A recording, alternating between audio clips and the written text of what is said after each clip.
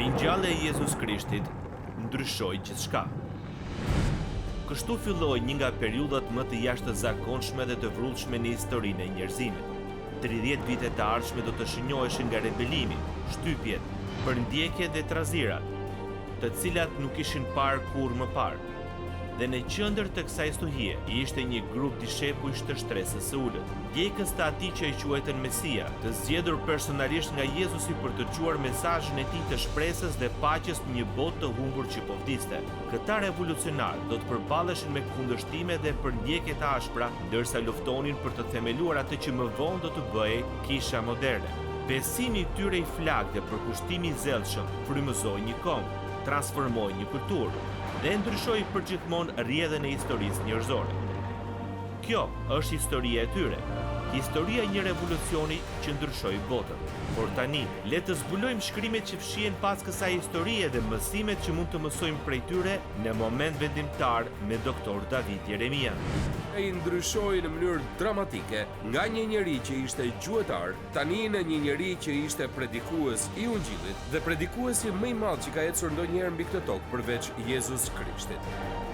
Bashkoni me ne për mesazhin e sotëm me titull Gjuetari që u bë prek. Në historinë e tij të famshme, loja më e rrezikshme, Richard Connolly na tregon për një gjuetar sporti të quajtur Sanger Rainsford, i cili rrugës për në një ekspedit gjuetie përgjatë Bregdetit të Amerikës së Jugut aksidentalisht në mes të natës ra nga jahti i tij që po ecte me shpejtësi. Ai është një notar i fuqishëm dhe arriti vetë deri në bregun e një ishulli ogurzi. Rainsfordi e dinte që ishulli është i banuar, sepse gjatë natës ai dëgjon të shtënë armësh. Për abin e tij më të madhe, ai arrin në një vilë luksoze, të banuar nga një fisnik rus, generali Zarov dhe shërbëtorët e tij. Generali e njohu emrin e vizitorit dhe e mirëpriti me ngrohtësi, sepse edhe ai ishte një gjuetar sportiv. Rainsfordi është i kënaqur me fatin e tij të mirë deri në darkën formale atë mbrëmje, kur gjatë bisedës generali shpall se do të gjuajë një kafshë të re në ishullin e tij. Kur Rainsfordi pyet për identitetin e kësaj kafshë të re, generali i përgjigjet: "Unë dua kafshën ideale për të gjuajtur, prandaj mendova, cilat janë tiparet e një preje ideale?" Dhe përgjigja sigurisht ishte duhet të ketë guxim dhe dinakëri, por mbi të gjitha duhet të jetë në gjendje të arsyetoj. Por asnjë kafsh nuk mund të arsyetoj, protestoi Rainsfordi. "O, miku im i dashur", ju përgjigj generali, "është njëra që mundet. Por nuk besoj se ke ndërmend që të gjuash njerëz." "Pse nuk duhet ta kem seriozisht", tha ai, "unë po flas për gjuetin." Për tmerrin e tij në rritje, Sanger Rainsford, gjuetari i madh, mëson se vetë ai është loja që ka menduar Zarovi. Gjuetari është bërë preja. Dhe kështu ishte edhe me apostullin Paul. Gjuetari i cili u bë preja. Siç do ta mësojmë, ai më në fund e kuptoi rrugës për në Damask. Për sa i përket asaj që mendon Luka, historia e asaj që ndodhi atë ditë, ndërsa gjuetari shndrohej në pre dhe më në fund u kap, ishte ngjarja e vetme më e rëndësishme në kishën e hershme. Të dhënat e bisedës së Palit na tregohen 3 herë në librin e veprave. Luka e tregon këtu te Veprat kapitulli 9 për lexuesit e tij të krishterë. Pali ja tregon një turme hebrejsh te Veprat kapitulli 22 dhe ja tregon përsëri sundimtarëve romak te Veprat kapitulli 26. Historia e bisedës së Palit zë më shumë hapësirë në dhjatën e re se çdo histori tjetër përveç kryqëzimit të Jezus Krishtit. Pse është një ngjarje kaq e rëndësishme, ja cila është përgjigje nga Griffith Thomas? Ishte e përshtatshme që Sauli të përjetonte një konvertim kaq të veçantë, sepse ai ishte një njeri i veçantë. Nga lindja hebre, me qytetari romak, me edukim grek dhe me hir i krishterë. Misionar dhe teolog, ungjilltar dhe pastor, organizator dhe drejtues, mendimtar dhe shtetar, një njeri sipërmarrës, një njeri që më vonë u bë i njohur si apostulli Paul. Kishte shumë aspekte dhe ndikimi i tij ishte i gjerë dhe i thellë. Dhe puna e madhe që bën dhjata e re për ta dokumentuar këtë ngjarje në jetën e Paulit ka mundësi që të jetë për shkak të ndikimit të pabesueshëm që ai kishte mbi kishën. Her pas here në letrat që ai shkruan, Pauli i rikthehet këtij çasti rrugës për në Damask. Dhe duket sikur të gjitha letrat që ai shkroi janë pasqyrime të pasionit që u bë i tij kur ai u verbua nga lavdia e Krishtit dhe e gjeti atë si shpëtimtarin e tij. Por, siç e dini, historia në librin e Veprave në kapitullin e 9 në fakt fillon kur Sauli ishte ende një armik i betuar i Jezusit. Ai ishte paksa si Satani gjatë atyre kohëve që sillej rreth e përqark si një luan vrumbullues, duke kërkuar cilin mund të përpinte. Dhe ne lexojmë për të në 2 vargjet e para të kapitullit 9, teksa takojmë Saul gjuetarin.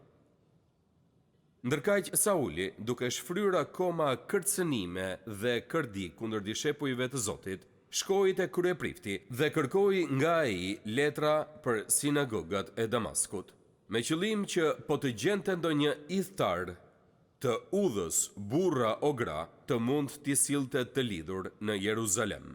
Më vonë ai do të na i shpjegonte gjërat që po bënte kur u konvertua te Veprat e Apostujve 22. Ja se çfarë thot ai. Unë kam përndjekur këtë udhë deri në vdekje, duke lidhur dhe duke futur në burg burra dhe gra, sikur se jep dëshmi për mua kryeprifti, dhe gjithë sinedri i pleqjve, prej të cilëve mora edhe letra për vëllezrit, dhe shkova në Damask për të sjell të lidhur në Jeruzalem ata që ishin atje që të ndëshkoheshin. Të krishterët e hershëm e quanin veten dishepuj, besimtar ose shenjtor dhe vëllezër, por 5 herë në librin e Veprave ata janë quajtur ndjekës të udhës, sepse krishtërimi nuk është thjesht një filozofi apo një interpretim. Kjo nuk do të fuste njeriu në telashe. Por krishtërimi është një mënyrë jetese. Ai është udha. Është përgjigje e asaj që tregoi Jezusi kur tha unë jam udha e vërteta dhe jeta. Pra këta ndjekës të udhës që ishin në Damask ishin objektiv i një përndjekje të egër dhe Sauli ishte krye gjuetari që po u vije i pas, Saul gjuetari. Sauli nuk ishte thjesht një jo besimtar i zakonshëm. Ai ishte një jo besimtar armiqësor me shpirt të keq dhe vrasës. Ai po punonte për armikun. Por tani takohemi me krizën në jetën e tij, që është një nga historitë më madhështore në Bibël dhe ndihem gati i padenjë t'ju tregoj sepse është shumë e veçantë. Sauli është gati të zbulojë Krishtin që ai po ndiqte dhe zbulon se Krishti që ai e kishte ndjekur në fakt po e ndiqte atë. Ne mund ta gjurmojmë konvertimin e Paulit përmes 5 fazave të ndryshme dhe janë disi të njëjtat hapa që secili prej nesh hedh kur ne i nënshtrohemi Krishtit. Nëse i shqyrtojmë këto faza, mund na ndihmojnë të kuptojmë më shumë për veten dhe për marrëdhënien tonë me Perëndin. Së pari kemi fazën e përballjes në vargun 3. Aty na thuhet por ndodhi që ndërsa po udhtonte dhe po i afrohej Damaskut, befas rreth tij vetëtiu një dritë nga qielli. Tani Sauli ishte në një udhtim 6 ditor dhe 200 kilometra të gjatë drejt Damaskut, dhe krejt papritur ai u përball me lavdin e shndritshme të Jezus Krishtit. Në pjesë të tjera të librit të Veprave mësojmë disa prej detajeve të asaj që ndodhi në atë çast. Më lejoni të plotësoj disa vende bosh që janë këtu në librin e Veprave, me informacione nga vende të tjera për konvertimin e tij. Ja disa nga gjërat që dim. Së pari, përballja ndodhi në mesditë. Këtë do ta gjeni te Veprat kapitulli 22 dhe 26. Së dyti, përballja nuk ishte normale.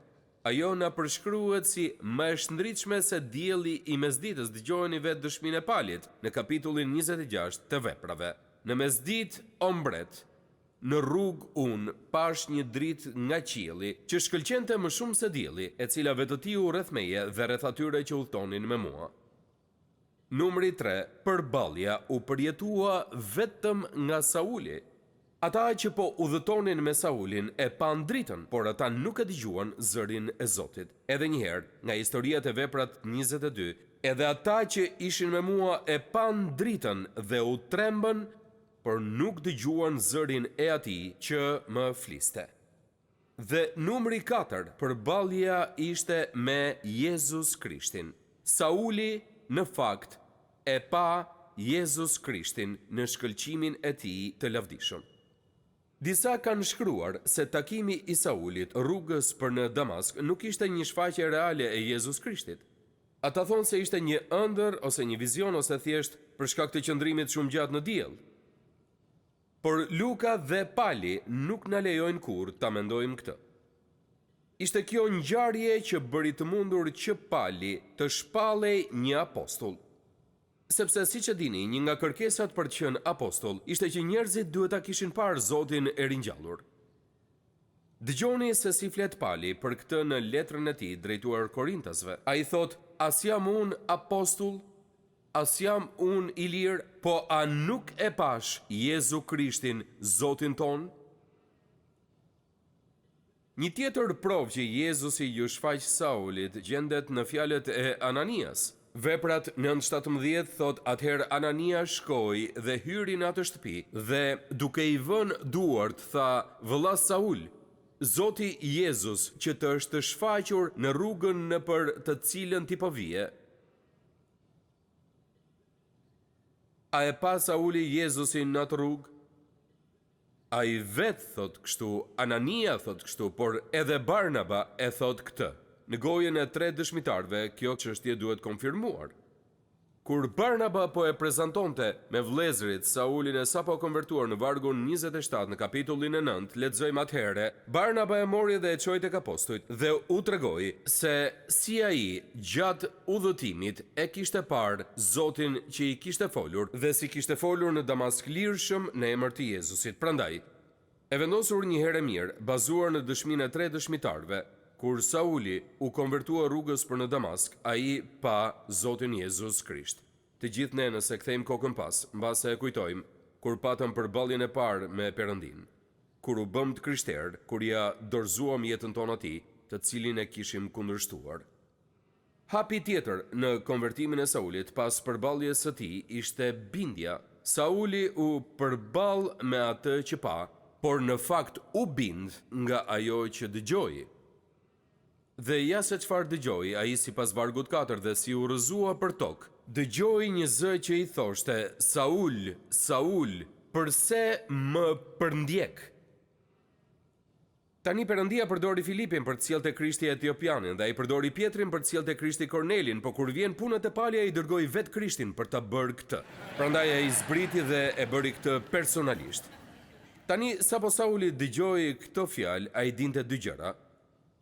Së pari, ai e dinte që Jezusi që ai e kishte përndjekur tani ishte gjallë.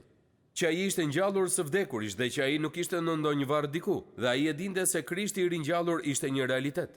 Dhe gjëja e dytë që ai kuptoi ishte se ndërsa ai po i përndiqte ndjekësit e Krishtit, sipas këtij pasazhi, ai po përndiqte gjithashtu edhe vet Krishtin.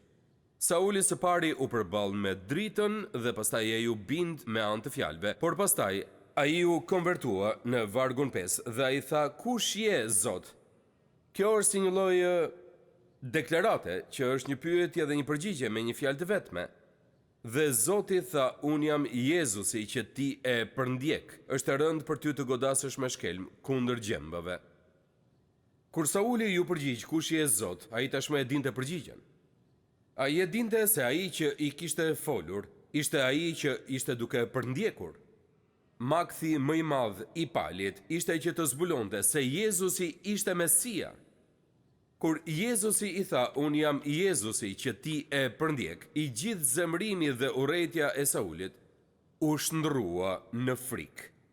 Jezusi të cilin ai e kishte përndjekur, Jezusi që ai mendonte se kishte vdekur, është e qartë se ishte gjallë dhe ishte vërtet ai që pretendonte se ishte. Dhe kur Jezusi i tha Saulit se ishte e rënë për të godiste me shkelm kundër gjembave, ai po përdor një figurë letrare në vendet e lindjes. Ai që ngiste qetë mbante një shkop të gjatë që në maj kishte një copë të mprekt hekuri, dhe ai e përdorte këtë mjet për të nxitur kafshën që të ecte, të qëndronte në vend ose të ndronte drejtim. Ndonjëherë, qetë që tërhiqnin qerret i ktheheshin Hostenit dhe përpiqeshin ta shkatronin duke sulmuar, por zbulonin se dhimbja ishte edhe më e madhe. Jezusi e përdor këtë përshkrim për të treguar sa i vetëdijshëm ishte ai për situatën e paljet. Nga kjo mund të supozojmë se në zemrën e Saulit po ndodhnin shumë gjëra përpara konvertimit. Ata e lëndonte dhe e mundonte zëri i ndërgjegjes së tij. Brenda tij kishte diçka që po e bënte të ndjente një lloj faji për veprimet që kishte ndërmarrë kundër kishës së Jezus Krishtit. Po sikur ai të ishte duke luftuar kundër Perëndis. Çfarë ishte ajo që po e shqetësonte vërtet Saulin? Cilat ishin gjembat të cilat ai po i godiste me këmbë? Cilat ishin gjembat në jetën e tij? John Stoker e përmbledh kështu. Gjembat në jetën e palit ishin padyshim përvojat që ai kishte patur me ata që po përndiqte. Ai e kishte dëgjuar mbrojtjen fisnike të Stefanit. Ai e kishte parë fytyrën e tij në sallën e këshillit që po shndriste si fytyra e një engjëlli. Dhe kishte parë se si Stefani ishte ulur në gjunjë në fushën e ekzekutimit dhe ishte lutur për ata që po i merrnin jetën. Ai padyshim që kishte parë shumë shembuj të tjerë se si ndjekësit e Krishtit ishin sjell ndërsa po të riqeshin zvarr për në burg. Një shkrimtar sugjeron se ndërsa Sauli ishte në udhëtimin e tij 6 ditor përgjatë shkretëtirës për në Damask, sa herë që përpiqej të flinte, ai shihte fytyrën engjëllore të Stefanit dhe zgjohej i tmerruar. Sauli kishte një ndjesi të fortë bindjeje kur më në fund ishte kapur nga Krishti. Të gjitha llojet e argumentave janë krijuar për të shpjeguar se çfarë ndodhi atij në atë rrugë. Disa njerëz thonë se ai ra nga kali dhe goditi kokën. Disa të tjerë thonë se drita e shndritshme kishte ardhur nga ndërtesat në Damask dhe e bën atë që të përjetonte këtë përvojë. Disa e heqin shfaqjen e Krishtit duke pretenduar se ishte diçka e brendshme, si një përvojë subjektive që ai pati. Ata argumentojnë se ajo ishte rezultati i një gjendje të fuqishme nervore. Disa madje thonë se ai pati një krizë epileptike. Me një buzëqeshje në fytyrë, Charles Haddon Spurgeon ka thënë për këtë: "O sa epilepsi e bekuar nëse sjell një konvertim si ky." Tani problemi me gjitha këto ide për atë që ndodhi është se asnjëra prej tyre nuk është e vërtetë, sigurisht, dhe të gjitha ato dështojnë të shpjegojnë atë që ndodhi në jetën e palit, se si ai ndryshoi në mënyrë dramatike nga një njeri që ishte gjuetar tani në një njeri që ishte predikues i ungjillit dhe predikuesi më i madh që ka ecur ndonjëherë mbi këtë tokë përveç Jezus Krishtit. Ne nuk mund ta kemi këtë përvojë dhe këtë ndryshim drastik duke u rrëzuar nga kali. Jo, as nuk ishte ndonjë problem i brendshëm dhe subjektiv i tij. Ai kishte takuar ball për ball Krishtin e ringjallur. George Lord Littleton, avokati britanik, ishte i bindur se Sauli kishte aktruar në konvertimin e tij në mënyrë që të tërhiqte vëmendjet e vetja. Ai në fakt besonte se nëse konvertimi i Saulit do të mund të diskreditojë, e gjithë pjesa tjetër e dhjatës së re do të ishte e pavlerë. Prandaj ai bëri një studim të stërlotshëm për jetën e Saulit në mënyrë që të përmbushte qëllimin për të shkatërruar besueshmërinë e kësaj historie. Rezultati i kërkimit të tij na jepet në librin e tij me titull Vëzhgime mbi konvertimin dhe apostullimin e Shën Palit. Dhe këtu kemi deklaratën e tij përmbledhëse. Vetëm konvertimi dhe apostullimi i Palit, po t'i mendojmë siç duhet, në vetvete janë një demonstrim i mjaftueshëm për të provuar se krishtërimi është një zbulim hyjnor. Vet Lordi Littleton u bë i krishter. Ai e pranoi Krishtin si shpëtimtarin e tij personal, për shkak se Perëndia mund të sjellë një ndryshim radikal në rrjedhën e jetës së një njeriu, ashtu siç bëri me situatën e Palit. Ai besonte se mbase Perëndia mund të bënte të njëjtën gjë me të, dhe ai u bë një ndjekës i udhës. Pali pati një përballje me Zotin, Dhe kjo bëri që ai të kishte një bindje brenda zemrës së tij dhe më pas ai u bë i krishterë, ai e pranoi Jezus Krishtin për atë që ai pretendonte se ishte. Dhe pastaj në vargjet 6 deri në 8 ne lexojmë për përkushtimin e tij. Në vargun 6 lexojmë atëra ai duke u dridhur i tëri dhe i trembur tha Zot, çdo ti të bëj unë. Dhe Zoti tha, qohu dhe hyr në qytet dhe do të të thuhet ç'duhet të bësh. Dhe njerëzit që u thonin me të ndaluan të habitur, sepse dëgjonin tingullin e zërit, por nuk shikonin njeri. Pastaj Sauli u çua nga toka, por kur i çeli syt nuk shihte asnjëri. Atëherë e morën për dorë dhe e çuan në Damask. Pyetja e parë e Saulit ishte kush je ti Zot, dhe pyetja e dytë ishte Zot ç'don ti të bëj unë. Ktu kemi një paketë me dy pyetje shumë të mira. Kur ne zbulojmë se kush është ai, pyetja jonë e radhës duhet jetë Zot ç'don ti të bëj unë. Kur bashkëudhëtarët e Palit e morën veten, ata shkuan te drejtuesi i tyre dhe zbuluan se ai kishte humbur shikimin. Ata duhet ta kapnin për dorë dhe ta drejtonin për në qytet. Dëgjoni pak të, ai që kishte marrë me forcë nga shtëpitë e tyre gra dhe burra të pafajshëm dhe i kishte futur në burg, tani ishte i pafuqishëm dhe kishte nevojë që dikush ta kapte për dorë dhe ta drejtonte. Në vend që të kaleronte me krenari për në qytetin e Damaskut, ai ishte kokulur dhe po drejtohej nga miqtë e tij sepse ishte i verbër dhe nuk mund të shikte. Më vonë në librin e veprave, Pali na jep detaje specifike të misionit për të cilin Jezusi e bëri të përkushtoi. Kujtoni pyetjen e tij, Zot, ç'don ti të bëj unë? Ja cili është përshkrimi i detyrës që Perëndia i dha atij, më i miri që kam lexuar ndonjëherë, ja se çfarë dua që të bësh. Tani më dëgjoni me kujdes. Shikoni se sa specifike ja dha udhëzimet Zoti Jezus. Dhe mbani mend që as mos e pyesni Zotin çfarë do që unë të bëj, sepse nëse e pyesni ai do t'ju jap një përgjigje. Dhe shpesh do të jetë aq specifike sa përgjigjja që i dha Saulit. Veprat 26:16 deri 18.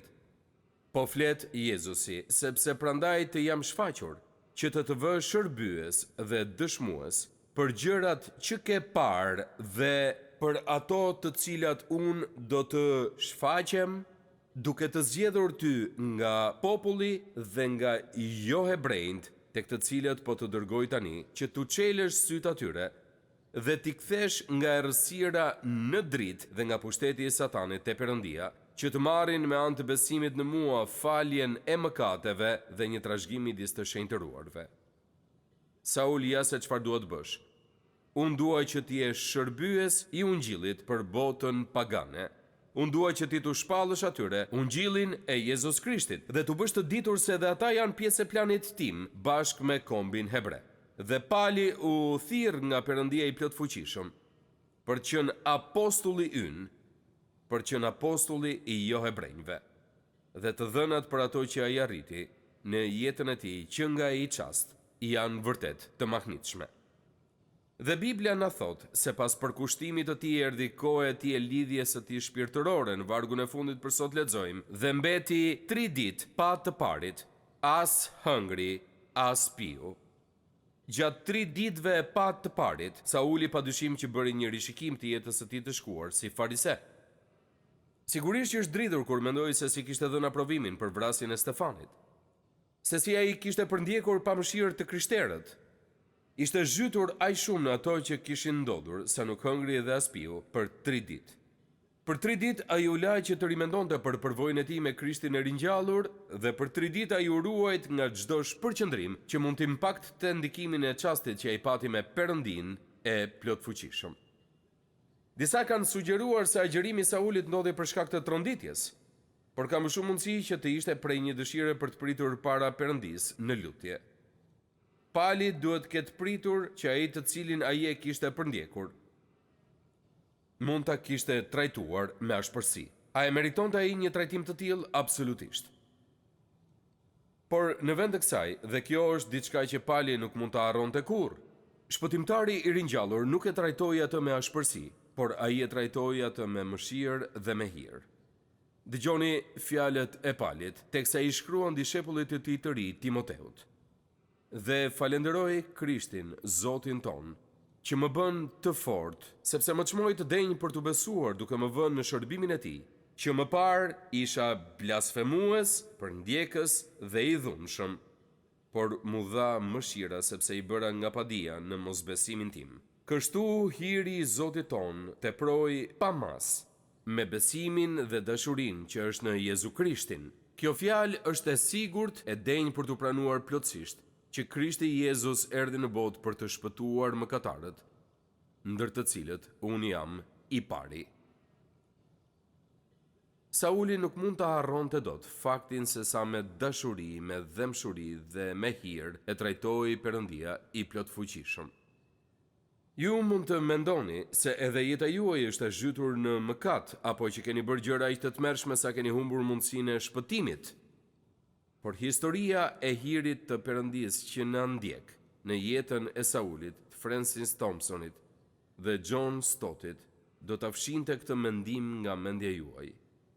Perëndia vazhdon ende të ndjek pa pushim njerëz që po ja mbathin prej tij.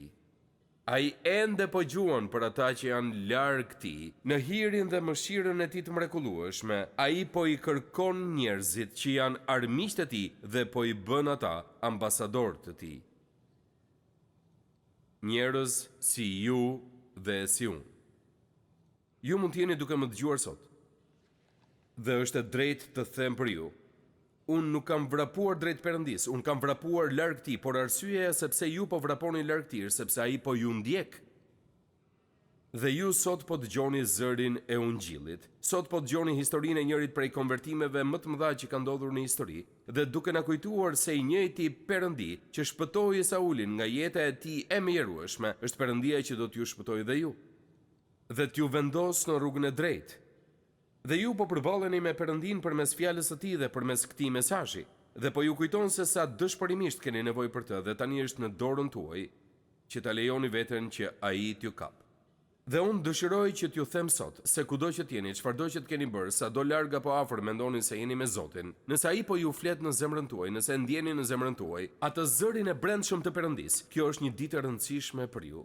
Perëndia do që t'ju ndryshojë jetën dhe do t'ju bëjë një nga të tjerët. Unë lutem që ju ta dëgjoni dhe lutem që t'i përgjigjeni. Faleminderit që ishit me mua sot në moment vendimtar. Sa më shumë që e studiojmë fjalën e Perëndisë, aq më shumë e kuptojmë që Perëndia ju i dashur dëshiron të ketë një marrëdhënie personale me gjithë secilin prej nesh. Nëse ju do doni që të filloni një marrëdhënie me të, hapi i parë është që të pendoheni për mëkatin tuaj dhe t'i kërkoni Jezus Krishtit që të bëhet Zoti dhe shpëtimtari juaj. Sapo ta merrni këtë vendim për të pranuar dhuratën e Perëndisë për shpëtimin, do të fillojë udhtimi juaj me Perëndin si një krijesë e re në Krishtin. Nëse sot e keni marrë këtë hap besimi, ju inkurajoj që ta ndani vendimin tuaj me të krishterë të tjerë në një shërbes të besueshme apo te një kishë zonës, dhe që të vazhdoni të rriteni në besimin e sapo gjetur. Perëndia ju bekoft, ndërsa filloni ecjen tuaj me Perëndin. Pres me padurim që të shihemi herën tjetër këtu në moment vendimtar.